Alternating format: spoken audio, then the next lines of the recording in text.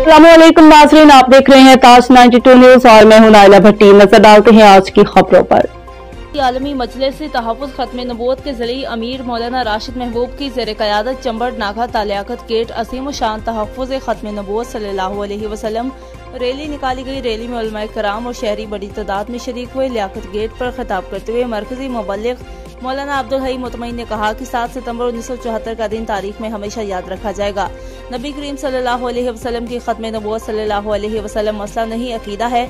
मसलों में इख्तलाफ होता है, अकीदत में इख्तलाफ नहीं होता। पाकिस्तान राह हक पार्टी सिंध के रहनुमा सैयद सिकंदर शाह ने अपने खिताब में कहा कि अल्लामा इकबाल और बानियान पाकिस्तान के फिक्र और फलसफे पर काम कर रहे हैं।